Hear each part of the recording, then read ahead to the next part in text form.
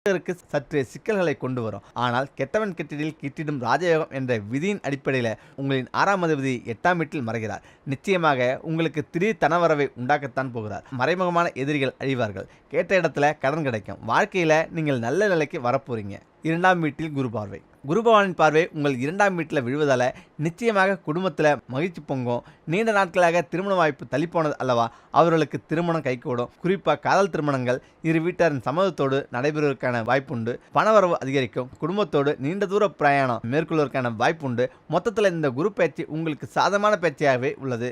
அவமானங்களை கொண்டு வருவார் அத்தமத்து குரு என்ற பழமொழி உண்டு. அதற்கேற்ப 8ஆம் பாவத்தில் அமர்ந்திருக்கக்கூடிய குரு பகவான் மறைமுகமான எதிரிகளால் தொந்தரவுகளை உருவாக்கூடும். அப்படியான சூழலில் நீங்கள் நவகிரகத்தில் இருக்கக்கூடிய குரு பகவானை வணங்கி வர அஷ்டம குருவின் சிக்கல்கள் தீரும். முக்கியமாக உங்கள் வீட்டில் எப்பொழுதும் பணமழை கொட்ட வேண்டுமா, இந்த விஷயத்தில் மட்டும் கவனமாக இருங்க.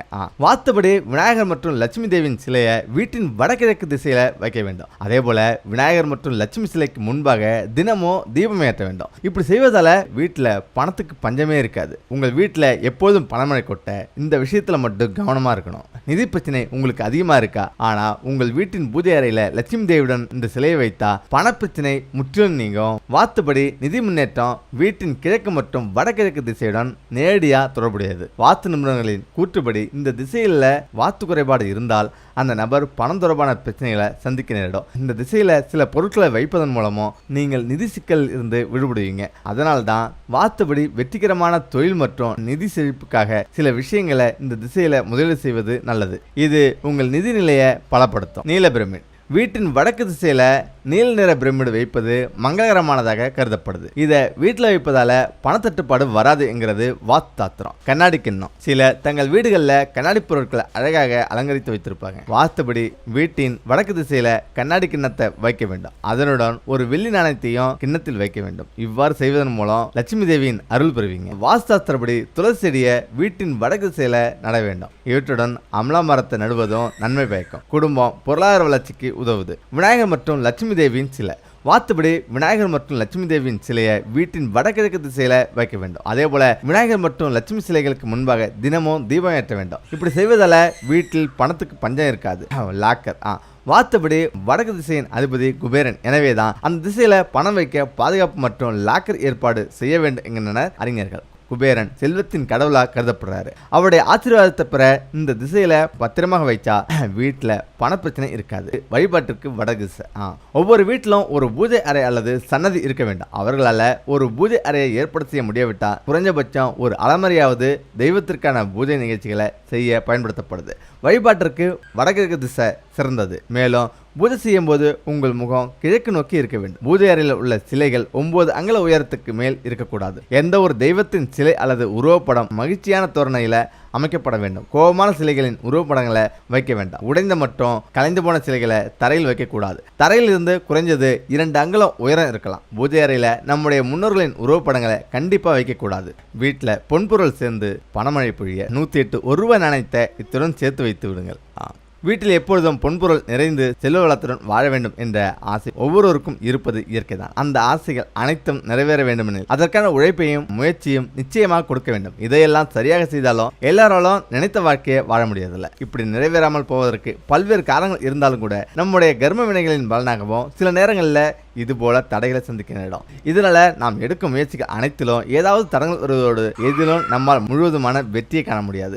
இதை சரி செய்வதற்கான ஒரு எளிய பரிகாரத்தை பற்றி தான் பார்க்க போறோம். வீட்டில் பணமழை பொழிய பரிகாரம். முதல்ல இந்த பரிகாரம் செய்வதற்கு நாட்டு மருந்து கடைகளில் வலம்புரிங்காய் அல்லது இடம்புரிங்காய் என்று இருக்கும். அவற்றில் எது கிடைத்தாலும் அதை வாங்கிக் கொள்ளுங்கள். அத்துடன் சிறிய வெள்ளை நிற துணி, பச்சை கற்பூரம் இவற்றை வாங்கிக் கொள்ளுங்கள். இத்துடன் 108 1 ரூபாய் நாணயத்தை எடுத்துக் கொள்ளுங்கள். இந்த பரிகாரத்தை வலதுபுறை அஷ்டமி அன்று பைரவரை நினைத்து செய்ய வேண்டும். இப்போது பரிகாரத்தை எப்படி செய்ய வேண்டும் என்று பார்க்கலாம். அதற்கு ஒரு கண்ணாடி பவுல் எடுத்துக்கொள்ளுங்கள். அதில் இந்த வலம்புரிங்காயையும் 108 ரூபாய் நாணயம் பச்சை கற்பூரத்தையும் சேர்த்து பூஜை அறையில் வைத்து பைரவரை மனதார் நினைத்து தீபம் ஏற்றி வைத்து விடுங்கள். இப்போது விளக்கின் முன் அமர்ந்து உங்களுடைய பண தேவைகள் பணப்பிரச்சனைகள் அனைத்தும் சரியாக வேண்டும் பைரவரை மனதார் நினைத்து வேண்டிக் கொள்ளுங்கள். இந்த நேரத்தில் உங்களுக்கு பைரவர் மூலம் மந்திரம் தெரிந்தால் அதையும் சொல்லுங்கள்.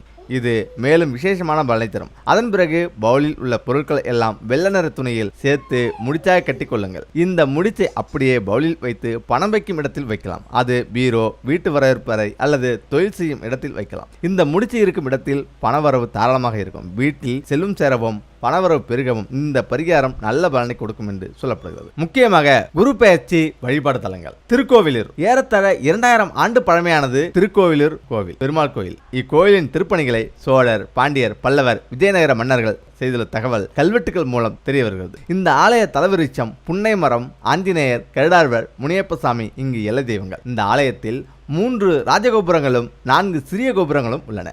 ஆழ்வார்கள் பாடிய 108 வைணவ திருத்தலங்களுள் இதுவும் ஒன்று. இங்கு அருள் செய்பவர் பெருமாள். விழுப்புரத்திலிருந்து தென்மேற்கில் 40 கிலோமீட்டர் தொலைவிலும், திருவண்ணாமலைக்கு தெற்கில் 35 கிலோமீட்டர் தொலைவிலும் உள்ளது திருக்கோவிலூர். கோவில் 5 ஏக்கர் பரப்பில் அமைந்துள்ளது. திருத்தணி முருகன் திருவள்ளூர் மாவட்டத்தில் உள்ளது. திருத்தணி அரக்கோணத்துக்கு வடக்கே 13 கிலோமீட்டர் தொலைவிலும், சென்னையிலிருந்து வடமேற்கு 84 கிலோமீட்டர் தொலைவிலும் இருக்கிறது. இங்கு மலை மீது முருகப்பெருமான் காட்சி தருகிறார். அருணகிரிநாதர் 63 திருப்புகழ் பாடல்களால் இத்தலத்தை போற்றிருக்கிறார். இம்மலை வடக்கே சிறிது வெண்ணிறமாக இருப்பதால் பச்சரிசி மலை என்றும், தெற்கே கருமை நிறம் நிறைந்திருப்பதால் பினாக்கு மலை என்றும் அழைக்கப்படுகிறது. மலையடி வாரத்திலிருந்து கோயிலுக்கு செல்ல 365 படிகள் ஏற வேண்டும். இது ஓராண்டை குறிக்கிறது. பாய் தூரம் சென்றால் மலையின் வலப்புறத்தில் ஒரு சுனை இருக்கிறது. அது பிரம்ம சுனை எனப்படுகிறது. இந்திரனின் வாகனமாகிய ஐராவதம் என்னும் யானை தெய்வானை அம்மையின் திருமணத்தின் போது சீதனமாக இந்திரனால் கொடுக்கப்பட்டது. அதன் பின் இந்திரனுடைய செல்வம் குறைந்தது. அக்குறை நீங்க இந்திரன் இத்தலத்தில் செங்கழுநீர் பூவால் முருக கடவுளை வழிபட்டான். ஐராவதத்தை கொண்டு செல்ல முருகன் இசைவு தந்தார். ஆயினும் சீதனமாக தந்ததை திரும்ப பெறுவது முறையல்ல என்று இந்திரன் தயங்கினான். உன் முன்னோர் எனக்கு எழுதி கொடுத்த சாசனத்தின்படி நீ எனது அடிமை, அடிமையாக இருக்கும் நீ மனம் முடிக்க உரிமையில்லை என தர்க்கம் செய்தார். சுந்தரர் கோபம் கொண்டார். பித்தன், பேயன் என்றெல்லாம் வசைமொழிகளை வாரி இறைத்தார். பிறகு இருவரும் திருநாவலூர் வழக்காடு மன்றத்திற்கு வந்தனர். அங்கு ஈசன் அளித்த ஆவணங்களை ஆராய்ந்து முதியவருக்கு சுந்தரர் அடிமை என்று தீர்ப்பு கூறினார்கள். அடிமையான சுந்தரரை ஈசன் தனது உறைவிடமான திருவெண்ணநல்லூர் ஆலயத்திற்கு அழைத்து சென்றார். இதுதான் எனது இல்லம் என கூறி இறைவன் கருவறைக்குள் சென்று மறைந்தார். சுந்தரர் திடுக்கிட்டார். பின்னர் இறைவன் காட்சியளித்து தன்னை போற்றி பாடுமாறு கூறினார். சுந்தரரோ வந்தவர் கடவுள் என அறியாமல் பித்தா என தூற்றிவிட்டேன், இப்பொழுது போற்றி பாட எனது நாக்கு எழவில்லை என கதறி அழுதார். இறைவன் அவரை தேற்றி, நீ என்னை தூற்றிய பித்தா என்ற சொல்லையே ஆதியாக கொண்டு போற்றிப்பாடு என்று கூறினார். சுந்தரரும் பாடினார். இறைவனை பித்தா பிறைசூடி என போற்றினார். இறைவனால் தடுத்து ஆட்கொள்ளப்பட்ட கிராமம் இன்றும் தத்தார்கொண்டூர் என வழங்கப்படுகிறது.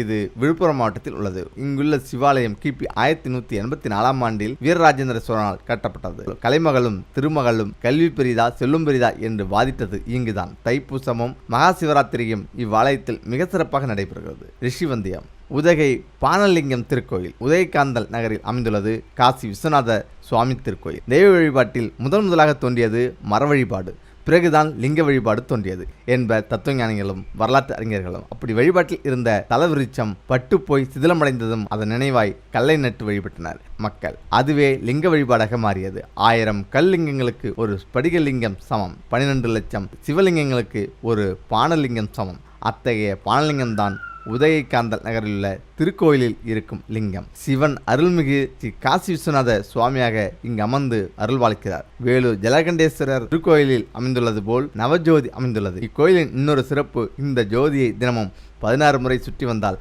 அவர்களின் சகல பிணிகளும் அகலும், குறைகளும் நீங்கும் என்பது ஐதீகம்.